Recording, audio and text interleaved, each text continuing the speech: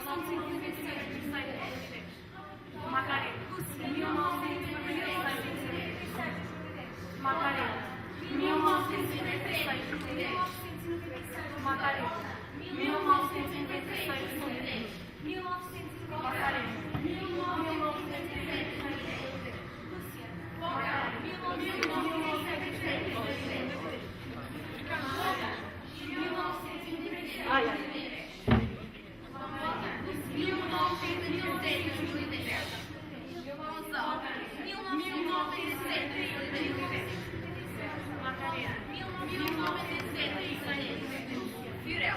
1996, 2010.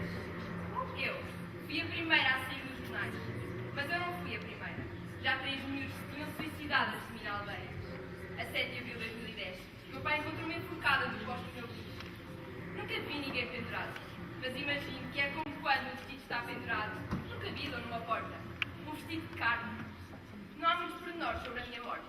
Nos jornais, disseram que me enforquei com um cascola azul e noutros, que o fiz com uma corda que pedi ao meu pai que tem uma loja de ferragens.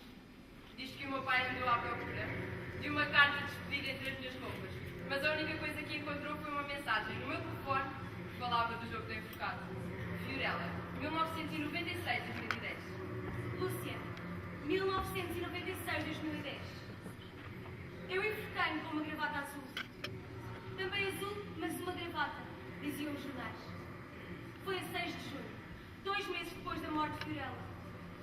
Como eu e ela andávamos na mesma escola, a polícia pôs-se a fajar nas salas de aula e nos corredores, nas casas de banho, e descobriram uma carteira, onde estava o meu nome, Lúcia, o de Fiorella e outros nomes escritos a marcador. Os polícias levaram a carteira para analisar. Disseram que era a lista dos futuros mortos. Lúcia, 1996-2010. Roldan, 1991-2010. No jornal não puseram o meu nome, mas só o apelido Roldan. E 2 frases da minha carta de despedida. Quero ser feliz, preciso de uma família. Diz que os jornais não podem publicar cartas de suicídio, porque as cartas de suicídio produzem mais suicídio, que o suicídio é contagioso. A 9 de junho, 3 dias depois da morte da Lúcia, fui descoberto enforcado com um cascola na casa do meu avô. Um cascola da Fiorella, mas não disseram isso. Roldan, 1991-2010. Macarena, 1996-2010. Enquanto se fazia o funeral do Roldan, enforquei-me com um cascola na casa de banho da minha casa. Não deixei carta de despedida, mas os meus pais encontraram uma folha de caderno de linhas que dizia: foi tudo tão curto, foi tudo tão curto, foi tudo. Aquela folha de papel foi passando de mão em mão e tiraram fotos que foram publicadas nos jornais. Era como se fosse o poema dos suicídios, Rosário lá à Fronteira. Macarena, 1996-2010. Gonçalo, 1997-2010. Eu vivia a uns quilómetros de Rosário lá à Fronteira. No campo, entre as pastagens e os animais. A 23 de junho, pendurei-me no ramo mais alto de uma árvore. O meu pai disse aos jornais que me tinha enforcado com a mesma correia que usava para arrear os cavalos. Não deixei nenhuma carta, nem poema, nem nada. Mas junto à árvore, a polícia encontrou o meu telefone com uma última mensagem de uma mulher. Gonçalo, 1997-2010. Macarena, 1996-2010. Macarena, 1996-2010. Macarena, 1996-2010. Macarena, 1996-2010.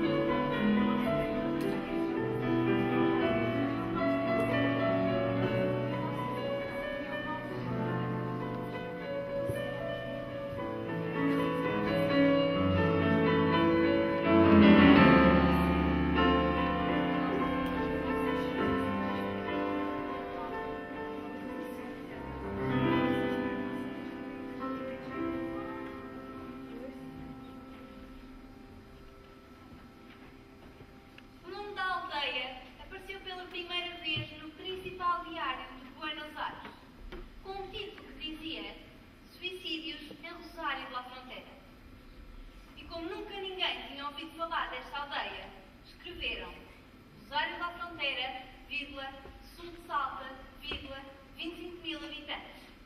E puseram um desenho da província com um pontinho. Pouco depois, toda a gente começou a falar sobre a aldeia.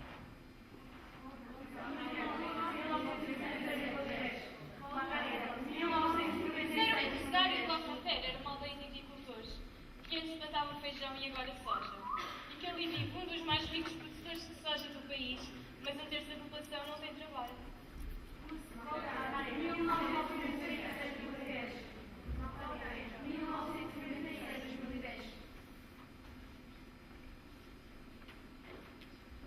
Que a população tem uma porcentagem indígena elevada, mas índios de calças de ganga, não daqueles que aparecem nos documentários seminus. E que quase todos, índios e brancos, eram muito católicos, rezavam e faziam milhares de quilómetros a pé atrás dos santos. E que havia uma Nossa Senhora na montanha, a Virgem do Rosário, que tinha uma criança ao colo e muitas estrelas a voar por cima da cabeça. E que a Nossa Senhora vivia num santuário na montanha e que todos os anos milhares de crentes faziam fila para lhe tocar no manto através das grades e pedir-lhe alguma coisa. Parece que na aldeia o único entretenimento é rezar. Antes havia um cinema, mas fecharam-no para fazer um templo evangélico.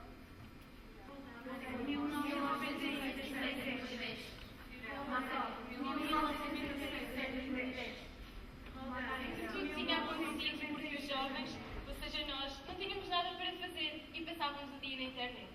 E falaram da internet como se fosse um lugar, uma aldeia dentro da aldeia.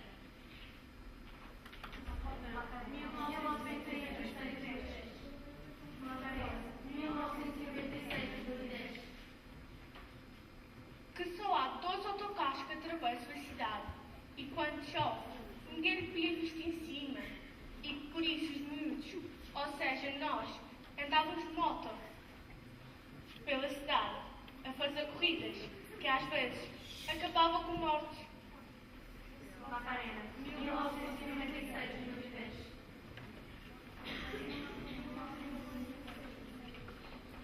Que o governador só punha os pés na aldeia na altura das eleições. Que os hospitais não tinham camas, nem médicos, nem ambulâncias suficientes. E como havia tantas tentativas de suicídio, os bombeiros resgatavam os adolescentes com carros de combate aos incêndios.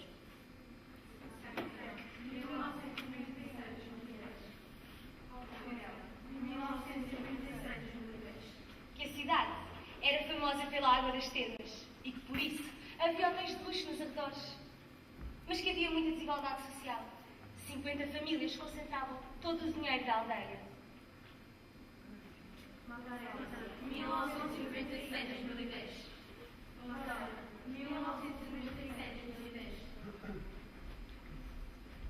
Disseram que eu vivia numa habitação humilde e que Gonçalo vivia numa habitação humilde e que Macarena se tinha mudado de uma habitação humilde para um bairro pré-fabricado. Usaram muito a palavra humilde, porque supostamente é mais bonita do que pobre.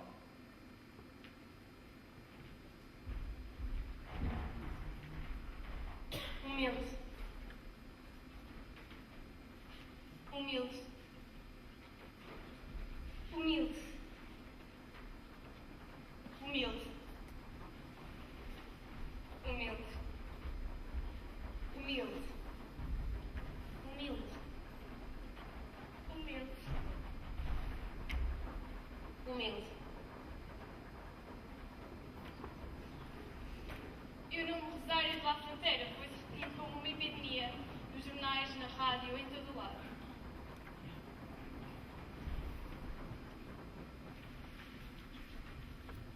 Rosário da Fronteira, 2 pontos, uma aldeia de suicidas. Rosário da Fronteira, 2 pontos, uma aldeia triste. Rosário da Fronteira, 2 pontos, uma aldeia fantasma.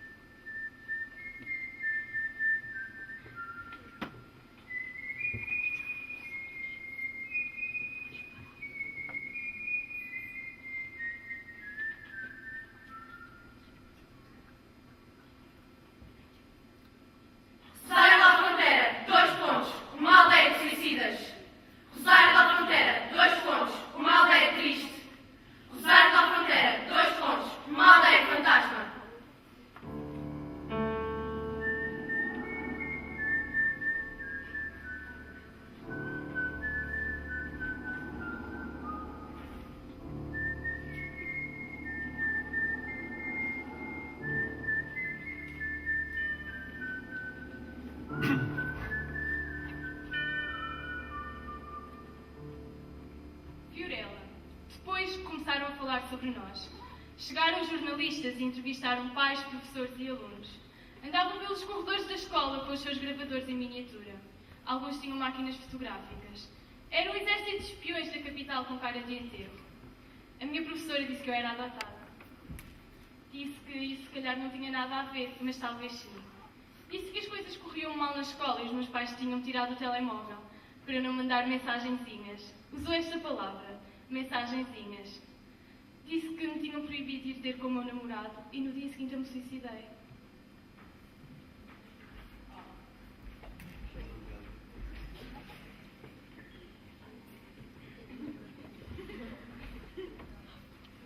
Lúcia, tímida, infantil, boa aluna, foi o que as minhas colegas disseram sobre mim.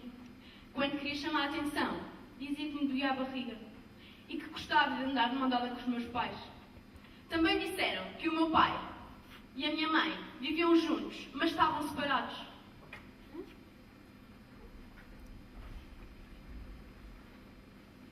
Macarena. Eu andava na mesma escola que elas, mas sobre mim, quem falou não foram os professores nem os alunos, mas sim os vizinhos. A minha família e eu tínhamos acabado de nos mudar para um bairro novo chamado 180. 180 vivendas, 55,40 metros quadrados. Todas casas minadas, à mesma distância umas das outras. Como eram idênticas, ao voltar, às vezes confundia-me e entrava na casa de outras pessoas. Os vizinhos disseram que eu era boa pessoa, que ninguém podia imaginar o que tinha acontecido. Diziam muitas vezes, boa pessoa, boa pessoa, boa pessoa. Gonzalo. De mim, disseram que era o filho de um camponês. Ponto. Nem químico, nem rebelde, nem bom, nem má pessoa. Vivia numa propriedade chamada Cabo Verde, a 18 km do Rosário da fronteira.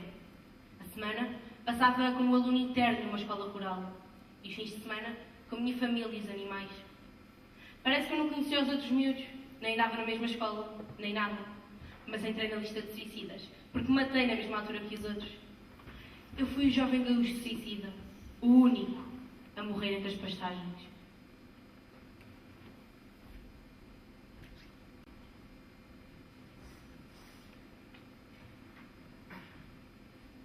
Roldan. Sobre mim, não tenho a certeza sequer do nome. Segundo alguns jornais, eu chamava-me Mário e segundo outros, Alberto. Em geral, falou-se pouco sobre mim, por isso parece que eu não era muito popular.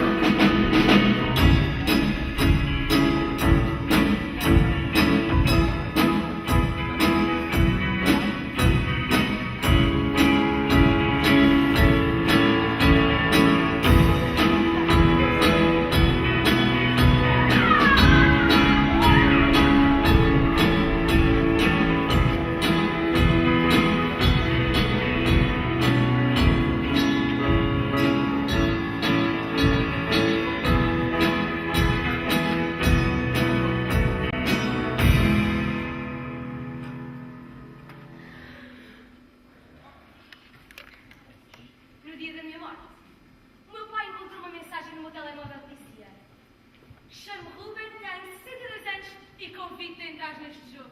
E a polícia, investigou o número e descobriu que não tinha sido nenhum Ruben a mandar-me uma mensagem, mas sim uma rapariga lá da escola.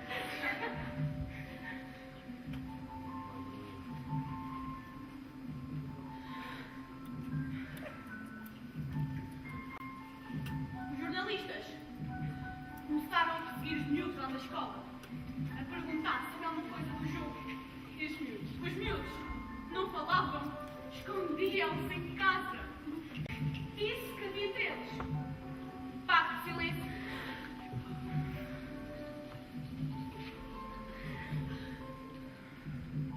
Mas o silêncio não durou muito. Uma colega da escola disse que um dia, ao entrar no seu fotolog, apareceu um banner com um desenho e uma gravata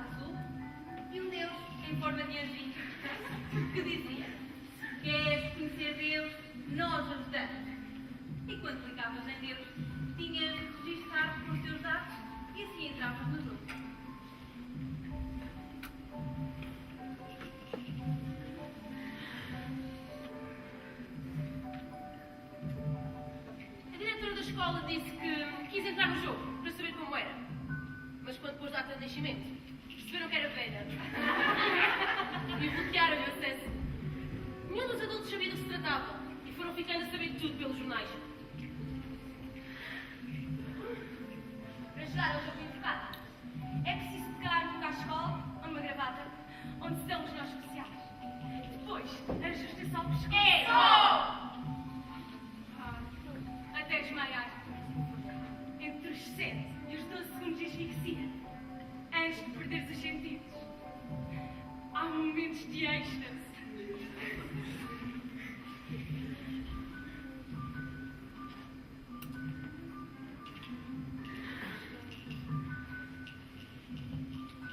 Parece que há muitos vídeos do jogo no YouTube, com miúdos chineses, americanos, latinos, de 13, 14 ou 15 anos, que se enforcam um ao outro, com as mãos, até ficarem conscientes e se deixarem cair no chão.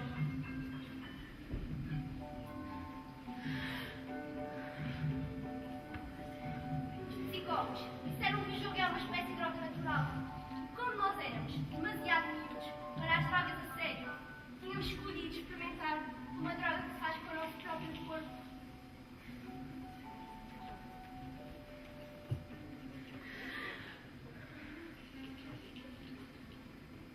A polícia disse que eu tinha mesmo entrado no jogo e que me tinha filmado a enforcar-me com o telemóvel. Disseram que a minha morte foi uma brincadeira que acabou mal. Uma brincadeira que acabou mal. Uma brincadeira que acabou mal. Uma brincadeira que acabou mal.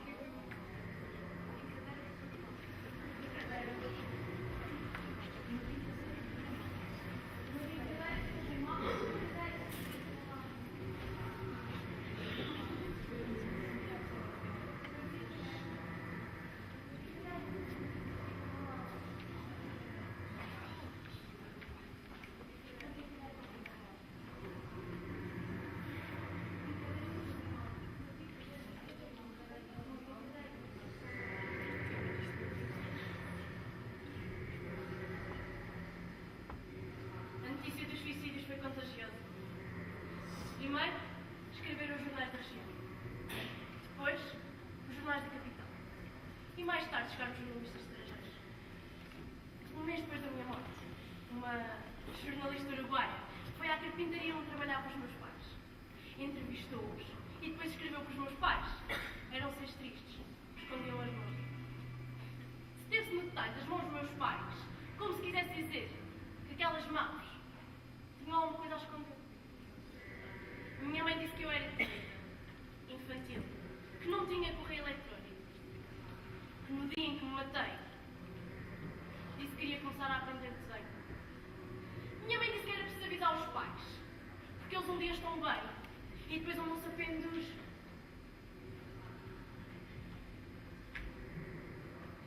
E o Uruguai deixou a palavra assim, com reticências no final, e acrescentou que a minha mãe não conseguiu terminar a frase, porque começou a chorar. O meu pai disse que a aldeia tinha sido alvo de uma força maligna que se tinha aproveitado da inocência dos miúdos, e que ainda que chamam os nossos espíritos, tal como existe Deus, também existe o diabo. O Uruguai disse que a polícia estava a investigar se havia uma seita envolvida nos suicídios. É que alguns dias depois da minha morte, muitos miúdos receberam mensagens nos telefones que diziam: Satanás à tua espera! Tu és o próximo! E então os pais tiraram os telefones aos miúdos e os miúdos esconderam-se nos quartos para que não os levasse o diabo.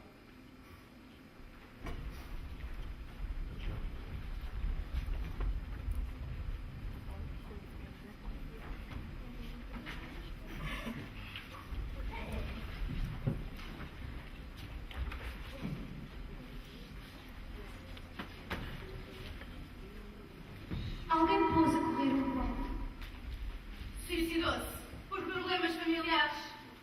E o meu pai, para desmentir, foi falar num jornal mais famoso da capital e contou o dia da minha morte, com pormenores.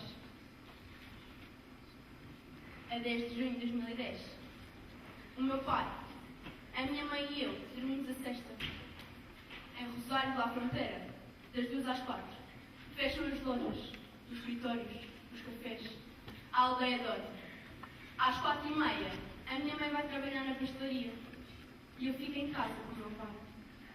Queres um chamate? Pergunta ao meu pai. Não, porque tu gostas dele muito quente. Digo eu. Podemos ver como tu gostas. Insiste ele. Enquanto ferve a água, o meu pai pede-me ajuda para mudar a lâmpada do teto.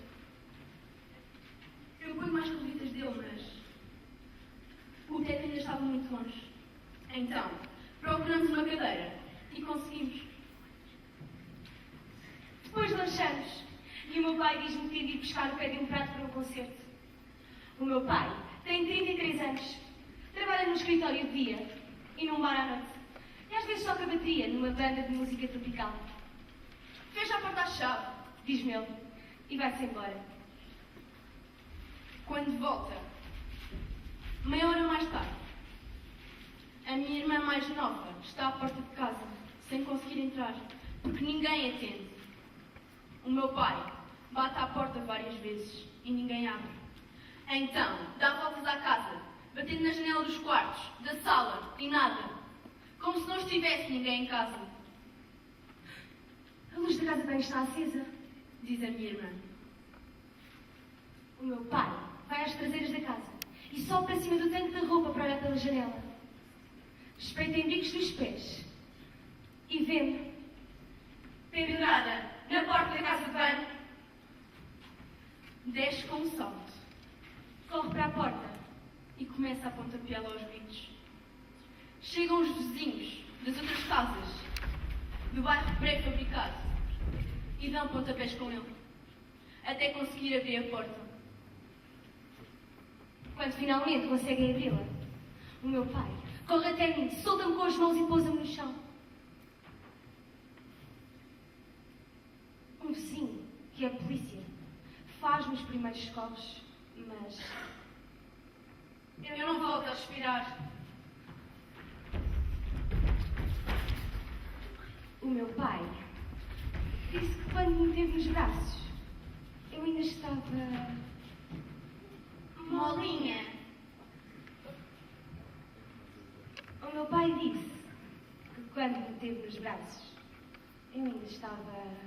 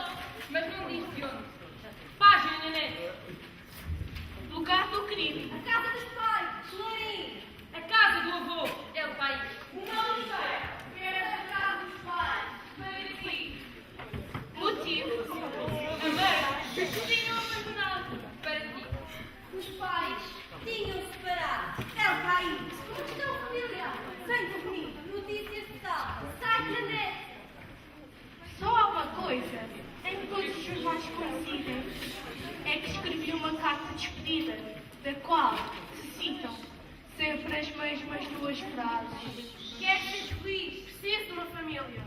Não sei se há pouca informação sobre mim, porque a minha família não quis falar, ou porque ninguém da aldeia me conhecia. De qualquer forma, parece que sou como eu tenho nome, uma espécie de figurante que somou mais um número ao grupo dos suicidas. Os jornais falaram de um suicídio como um caso de copycat ao crime por imitação. Disseram que quando o miúdo com problemas ver que os outros miúdos da mesma idade se suicidam porque os foi feita a cadeia. Eu supostamente tinha copiado os outros.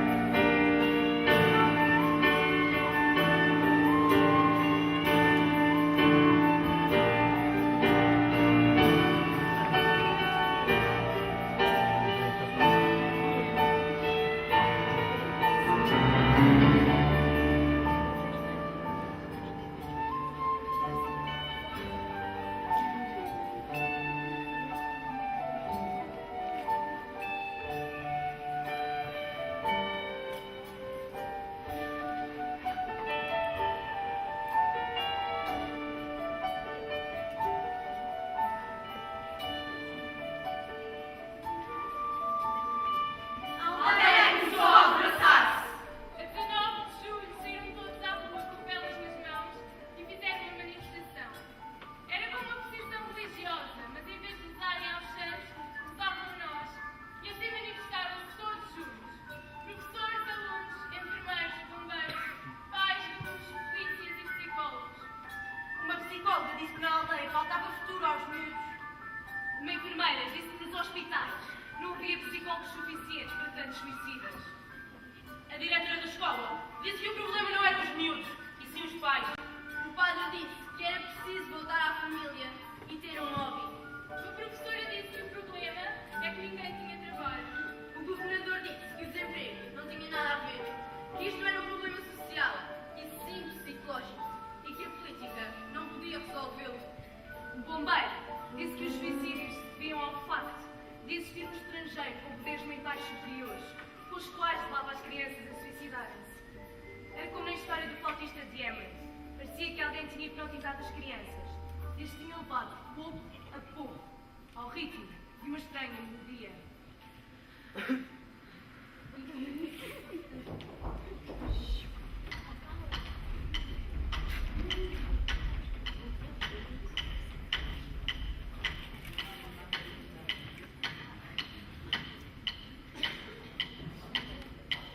Dois dias depois da manifestação, eu apareci morto no campo, 21 de junho de 2010, propriedade de Cabo Verde. Campo. O meu pai e eu estamos em casa a ver chamado. O meu pai teve-nos a buscar o cavalo, como todas as tardes. Ao chegar, o tempo passa enquanto meu pai está ocupado com qualquer coisa. Se calhar está a afiar uma faca, ou a dormir a cesta, ou a olhar o campo pela janela com os olhos encerrados. Passam 15 minutos, meia hora ou uma hora. Não se sabe. O tempo no campo não se conta com números, e sim com as sombras do sol ou o barulho dos animais. O meu pai dá-se conta de que não voltei e pergunta-se onde estou. Vai à minha procura. O sol nasce às cedas e o meu pai vai meio dormir, atravessando a tarde. Ao chegar ao sítio onde deixou o cavalo a pastar, o sol enevoa-lhe os olhos e tem dificuldade em ver. E aquilo que está pendurado da árvore sou eu. Depois chega a polícia.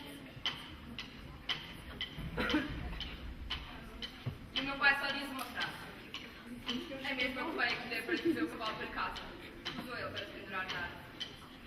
A polícia fareja ali à volta. Encontra o meu telefone a brilhar entre as passagens. No telefone há umas mensagens de uma mulher mais velha que eu que diz que a deixo recusar. A polícia conclui. Crime. Suicídio. Causa. Desgosto amoroso. É o que escrevem em todos os jornais. Desgosto amoroso. Nunca percebi bem esta expressão. Desgosto amoroso. Parece que não gostas de alguma coisa, mas na realidade significa que a outra pessoa é que não te ama. Vamos lá, João Pedro.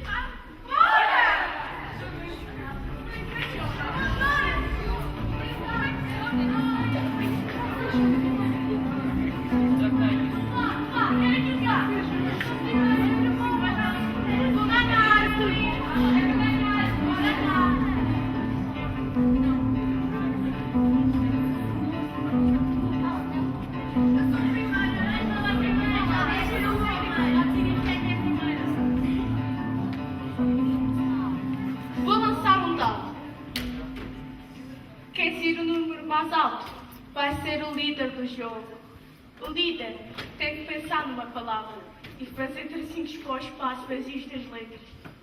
Cada um tem de dizer uma letra. Se a letra estiver certa, vá-se completando a palavra. Se não, o líder vai desenhando aos bocadinhos um enforcado. Se algum dos outros adivinharem a palavra completa, o líder perde. Se não adivinharem, joga-se até que alguém morra. Quem perder o jogo vai fazer o papel de Rodrigo na próxima cena. A palavra tem 5 letras. Quem começa? Tu. A. Sim, é a terceira letra. Mais umas vogais. Não. Sim, é a terceira letra. Segunda letra, desculpem. A terceira é qual? A. Segunda. O I, muito bem. Última. Já não há mais vogais.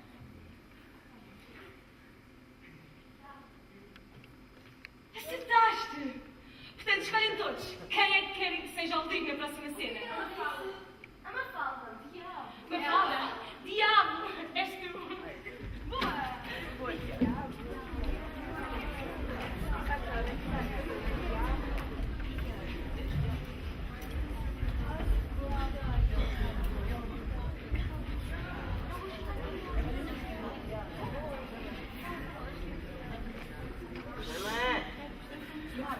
A 17 de julho, saiu uma foto dele no jornal, na internet, em todo lado. Ao fundo, um chuveiro, uma parede de azulejos brancos, uma parte de uma janela e à frente de tudo está ele. Olhos pretos, cabelo preto, uma franja com caracóis em cachos a cair pela testa. O cabelo parece molhado, como se tivesse tirado a foto depois de tomar banho. Não tem t-shirt, nem camisa, nem nada. Apenas um colar a uma fita à volta do pescoço. Dir-se-ia que está nu. E a foto está cortada à altura dos ombros, para que seja apenas a sua cara adolescente. O olhar é melancólico, mas a boca faz uma careta esquisita. Parece um vago sorriso. Os olhos olham em frente. E como não se vêem os braços, é impossível saber se segura a câmera na mão ou se está alguém com ele. Há uma sombra esquisita na parede. Podia ser a cortina do duche ou alguém que tapa a luz com o corpo. A foto é de má qualidade e está pixelada. Nota-se que foi roubada da net.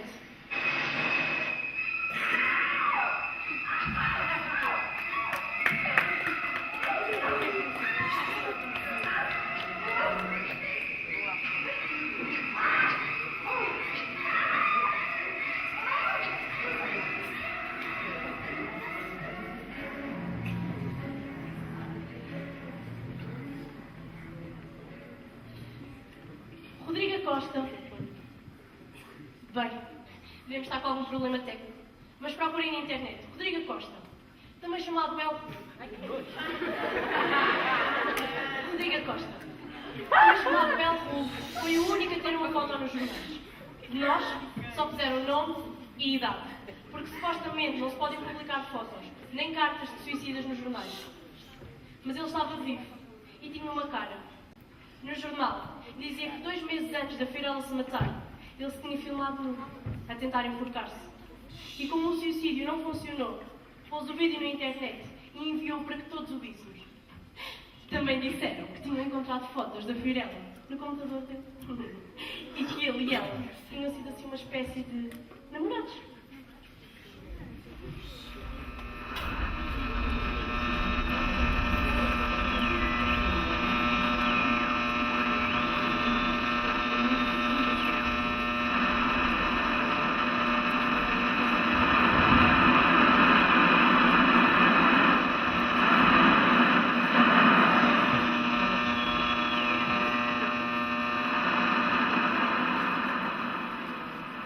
Detido o DJ acusado de motivar 5 suicídios em Rosário de La Fronteira. Detido o presumível incitador da onda de suicídios em Salta. Salta. O presumível incitador dos suicídios é imputável. Salta. O incitador da onda de suicídios disse que também é vítima. Teme-se pela vida do jovem detido, que foi levado para o hospital. O jovem Acosta, acusado de incitador da onda de suicídios em Rosário La Fronteira, depôs esta segunda-feira diante do juiz Fuxo. Todas as manchetes falavam dele. 18 de julho foi detido e no dia seguinte foi chamado a depor. O juiz classificou o processo como incitamento ao suicídio. Se fosse condenado, podia passar até 4 anos na prisão. A acusação baseava-se numa mensagem que Rodrigo tinha enviado antes de morrer e que dizia: Para ti, olá filho, como estás? Espero-te bem. Sabes, eu não tive tempo de te conhecer. com 2 S's. Bem, Os investigadores acham que Rodrigo me disse isto porque eu já estou morta. mas agora vou-te poder conhecer melhor. Espero que me aceites como teu amigo. Acreditam que Rodrigo tinha intenções de se matar Parece que ficaste amigo de gravata. por causa do jogo do enforcado. E da Belen. Pode referir-se à Lúcia Belen. Sabes, eles são fixes e vamos estar juntos os 4. Lúcia, Macarena, Rodrigo e eu. Portanto, esperem por mim, sim? O juiz perguntou sobre o jogo do enforcado, mas o Rodrigo não percebeu. Então, o juiz perguntou outra vez que jogo ele era vítima. E o Rodrigo disse que era vítima da cultura emo. Disse que teve 6 tentativas de suicídio e levantou t-shirt para mostrar cortes feitos no peito e nos braços. Em alguns jornais, diz que eram cortes feitos com x-atos. E noutros, cortes feitos com lâminas de gilete. Dizem que o Rodrigo quebrou. E suponho que isso quer dizer que se pôs a chorar ou teve algum tipo de ataque de nervos. E então o juiz suspendeu a inquirição e ordenou à família dele que não o deixassem sozinho. Prometo que voltasse a tentar o suicídio. Dizem que um psiquiatra teve uma entrevista com ele para ver se ele era inimputável. E segundo o psiquiatra, o Rodrigo era imputável. E também disse que ele era maníaco-depressivo, que tinha episódios de euforia, seguidos de depressões profundas, em que tinha fantasias de suicídio, que às vezes se transformavam em tentativas. Os jornalistas falaram com familiares do Rodrigo, que disseram que ele era um bode expiatório. Nunca percebi bem de onde é que vinha esta expressão. Bode expiatório. Parece que é um animal espião, mas na realidade é alguém que paga pelo que os outros fizeram. E enquanto os jornalistas faziam perguntas, mais 15 miúdos tentaram suicidar-se nas suas casas. Uma menina de 10 anos tentou cortar os pulsos com uma faca, mas a mãe dela não a teve. Um rapaz de 14 tentou suicidar-se, mas foi descoberto pelo irmão. Os bombeiros também salvaram vários. Era como uma epidemia, como uma moda, como se todos os miúdos da aldeia tivessem combinado.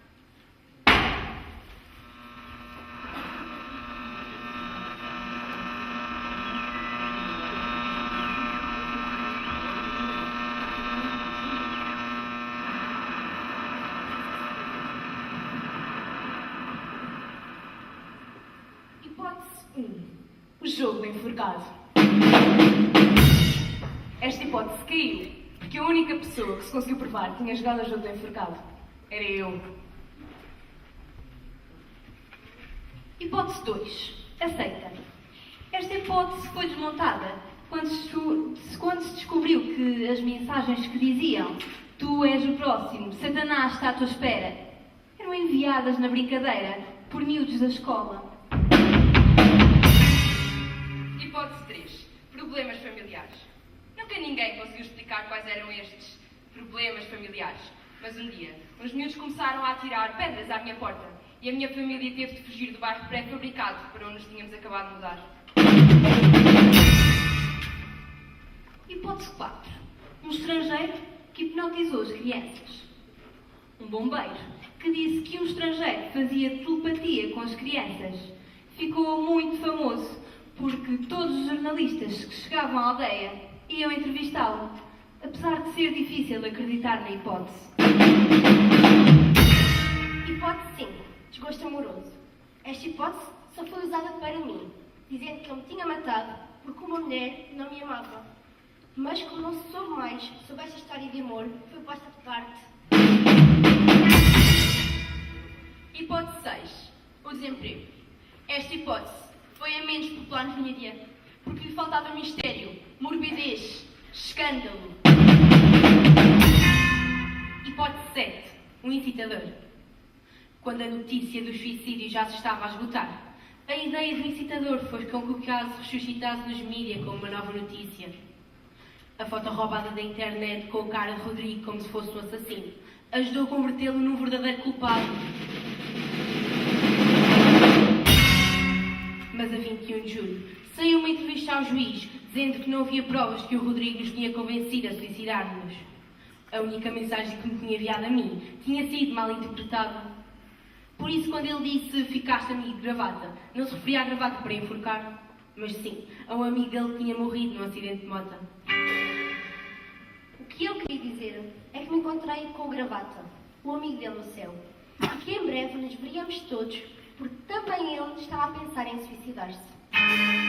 O juiz disse que não havia provas para o manter detido, mas não o deixava voltar já para casa para que não se suicidasse. E assim ficou durante mais de 2 dias na prisão. Finalmente, a 24 de julho, saiu uma notícia com o título Salta: Libertado o único detido pelos suicídios.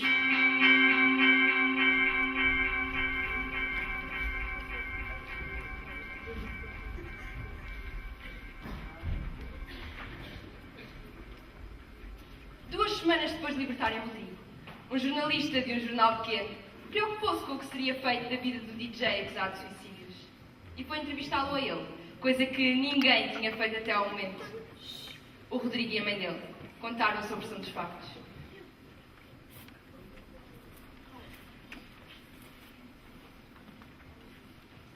Na segunda 19, vieram buscar-me a casa. Eram 2 tipos à civil num carro particular rodados. Disseram que nos iam levar para Netã para nos proteger. Quando lá chegámos, fiquei detido. Sabias que culpavam de ser o incitador de onda de suicídios? Percebi depois. Ainda por cima, puseram a minha pior foto na capa do jornal para eu parecer esquisito. Uma foto que me roubaram do Fotolog. Todos temos fotos na internet. Não é por isso que induzimos amigos ao suicídio. Primeiro, levaram-nos às 4 do Rosário de la Fronteira e estava lá o comissário, Mário Paz, que soubemos depois estava a chefiar uma equipa de investigação encarregada deste caso. Quando nos iam transferir para Netã, Paz foi até à porta e voltou dizendo que não sabia como. A empresa estava toda lá fora, à espera. Depois, ficámos a saber que foi ele quem os avisou. Que consequências teve para vocês a detenção do Rodrigo? Cada vez que se fala neste tema, o Rodrigo fica triste e deprimido. Fecha-se. No El Tribuno, jornal de Salta, publicaram uma fotografia do Rodrigo e apontaram-no como incitador dos suicídios. Por culpa deles, é-nos difícil andar na rua. Esta aldeia é muito pequena e todos nos olham de lado.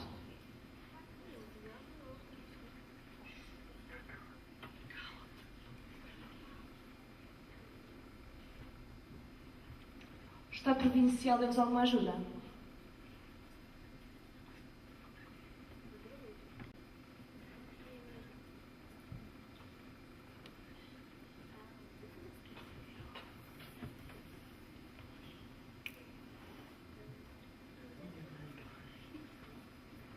Rodrigo?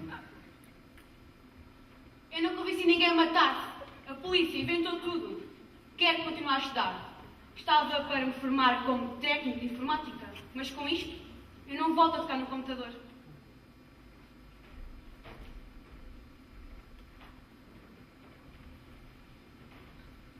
A notícia terminava com a palavra computador. E daí em diante, não se escreveu mais nada sobre as tentativas de suicídio, nem sobre o jogo da morte, nem sobre o Rodrigo. Nessa altura, os nossos nomes desapareceram para sempre dos jornais.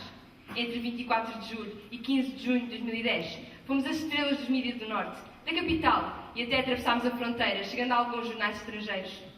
Pouco mais de um mês de fama. Há notícias que duram muito menos.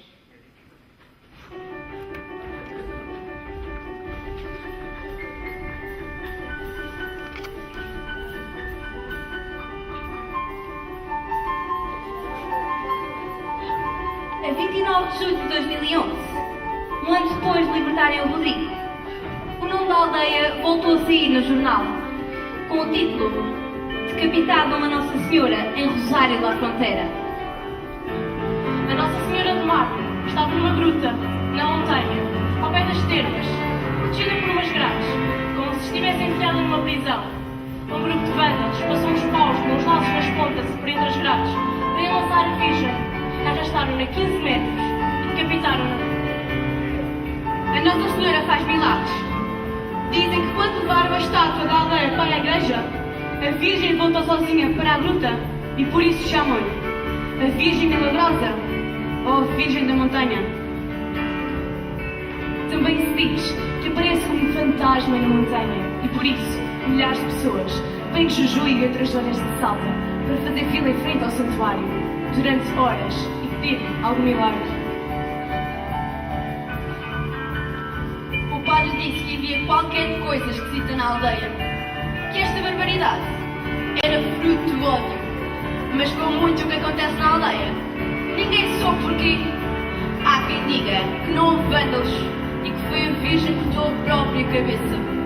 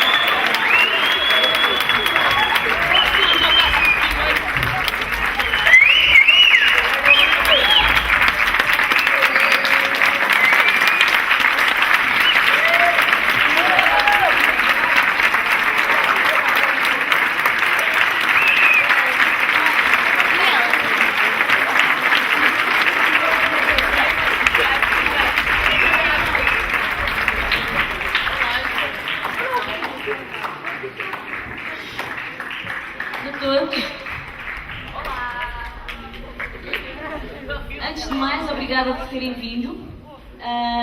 O meu nome é Cláudia, sou aqui do Teatro Virgínia. Queria convidar-vos a conversar um bocadinho com o grupo, com as atrizes, com os músicos e com a encenadora Susana Branco, que eu peço que suba aqui ao palco também, para que todos possam Queria acrescentar também um pormenor que eu acho que é importante, que tem a ver com as imagens que vocês viram. Todas as imagens projetadas são do Zero La Fronteira. Pronto, e vou passar a palavra à Susana Branco para falar um bocadinho sobre a peça. E depois as questões que vocês quiserem colocar, ponham o braço no ar, cada andar por aí o microfone e fazem a vossa questão, está bem? Obrigada.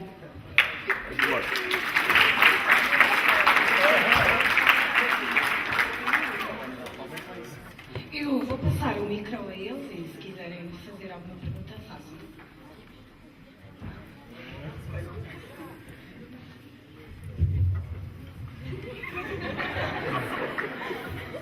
Alguém tem alguma pergunta?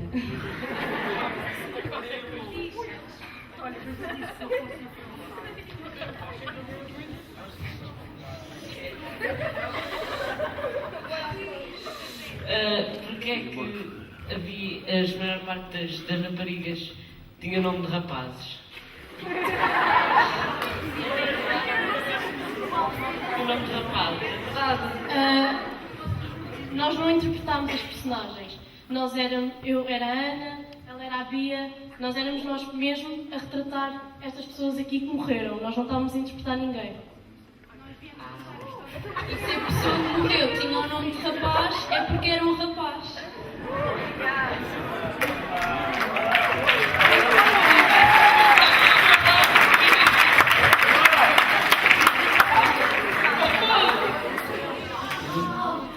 Quem é que é o Alfredo?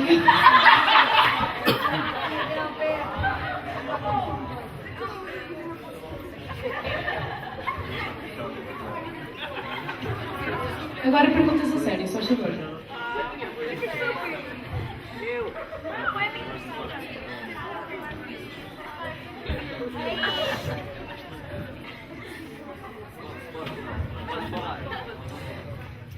Não era para fazer nenhuma pergunta, era só para dizer que o teatro foi muito bom. Obrigada.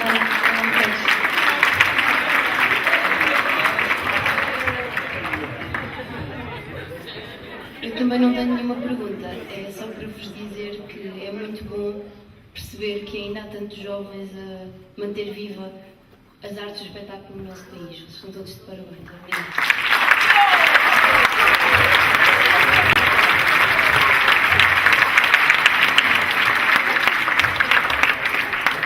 Eu gostei muito desta história.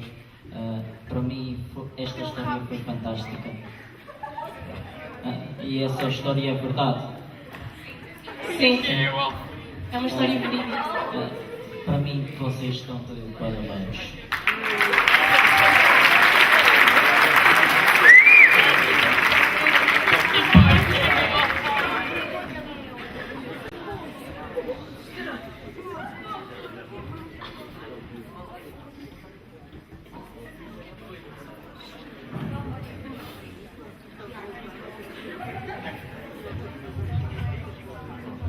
Eu queria perguntar quando é que vocês vão arranjar esta história para representar?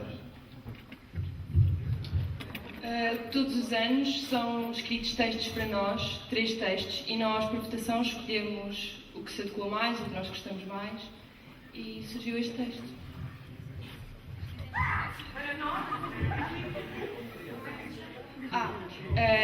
O nosso grupo de teatro faz parte do projeto PANOS. Já existe há 5 anos cá em Torres Novas e é isso.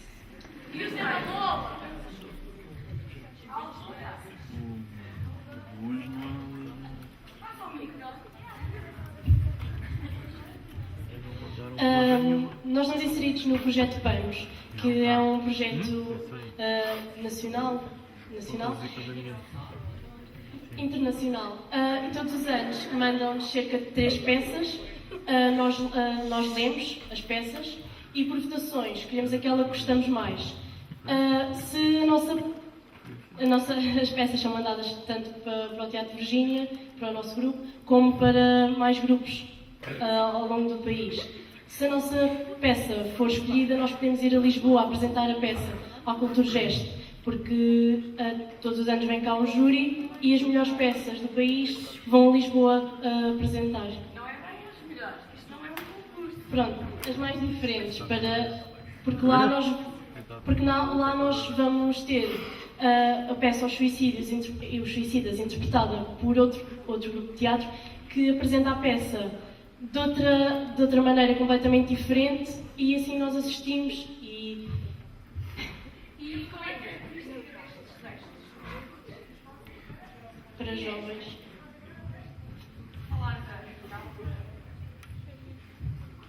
Não, os textos são escritos propositadamente para serem representados por jovens e pronto, a autora é a Lola Arias, se calhar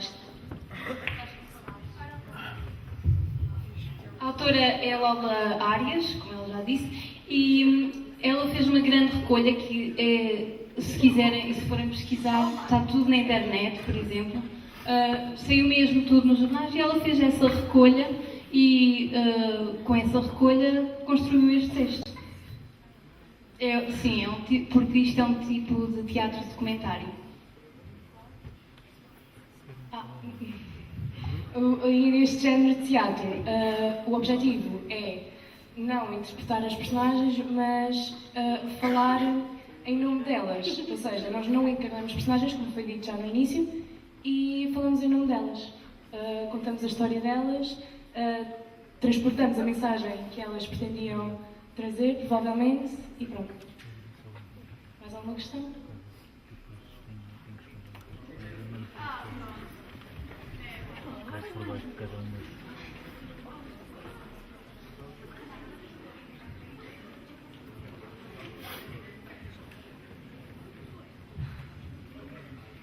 Queria dar-lhe também os parabéns, acho que foi um grande espetáculo, muito obrigado. E queria fazer uma pergunta. O repertório musical é-vos mandado ou são vocês que escolhem a ensinadora?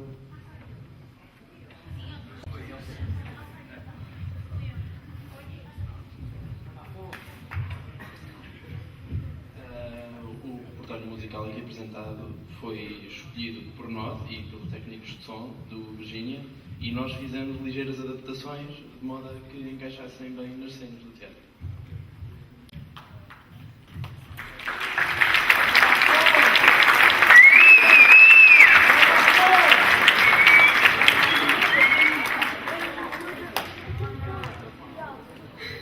Qual é que era o objetivo desta peça?